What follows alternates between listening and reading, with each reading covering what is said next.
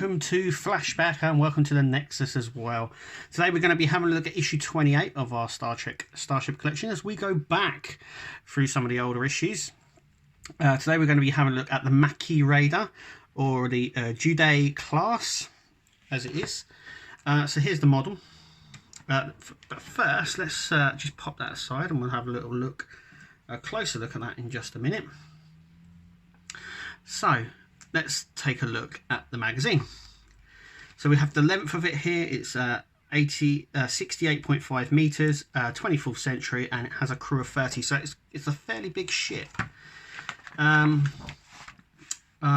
So it's called a Maquis Raider, and I believe they had names as well, just like Federation ships. Yeah, it's an ex-Federation ship basically, a transport ship. It's the Jude class, 24th century, 30. It also has obviously torpedo launchers and phaser banks, and it can do warp 9.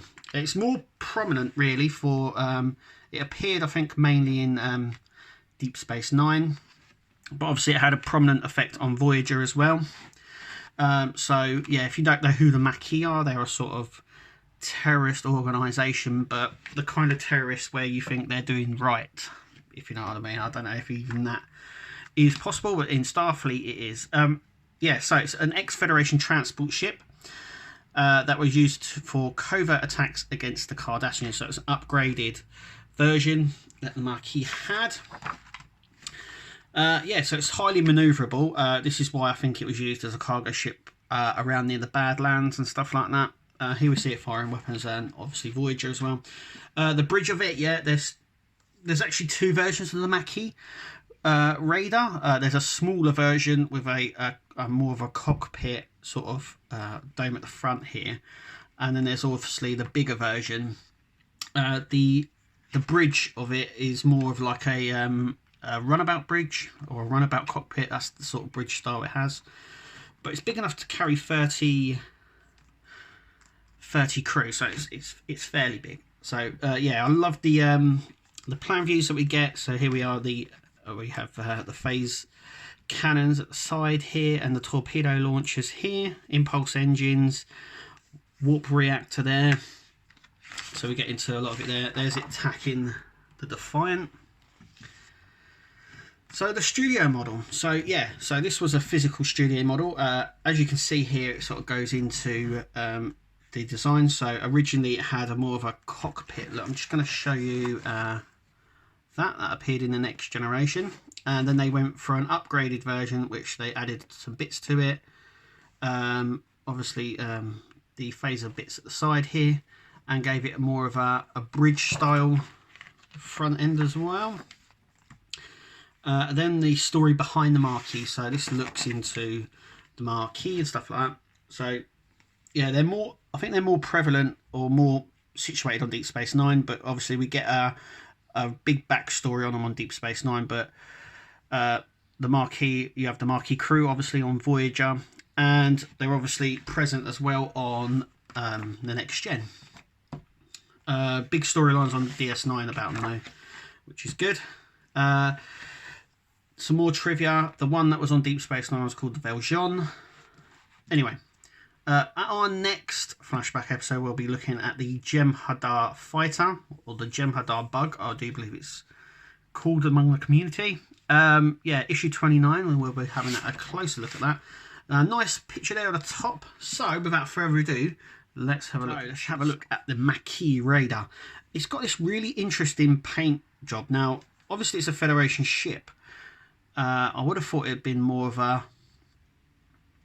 the normal white or pale Federation or grey that we get, but it's a dirty silver colour. Now this isn't dirt, this is all weathering that they've put on it. There is some default, so it just fits on like that, but there is a default with my one. As you can see, there is some silver paint just smudged on here where it should be red. Yeah, but you've got the impulse engines here in red with the red plastic, and then the warp nacelles here in the blue, so you can sort of see that it's a Federation ship as well, which is really nice. We've got torpedo launchers at the back there, and at the front But yeah, it's got a really strange... Now, there's no other ship in the whole collection that has had this sort of chrome dirty weather effect that it has, and it's really nice. I've got to say, you can see the weathering that it has, and it's really detailed as well. It's got a lot of detail on this.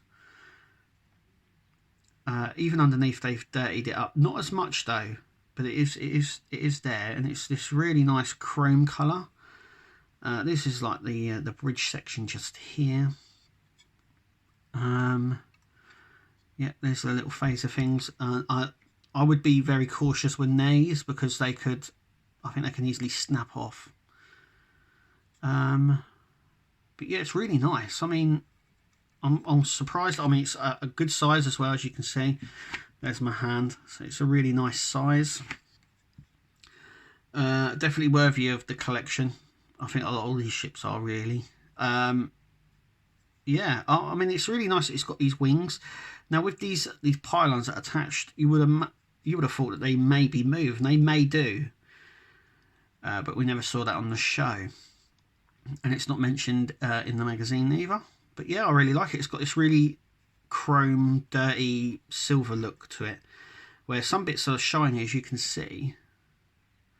Not so much. Oh, right, there is some shiny bits under here. It's like silver, grey, chrome, weathered look, and it's really nice, and it stands out as well. And it's nice to offset it with these light plastic that we get here, which is really nice. But anyway, tell me what you think. I love the model, very much a part of the collection.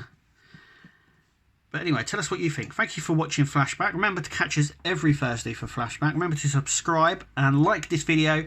Leave a comment down below, and we'll see you at the next one.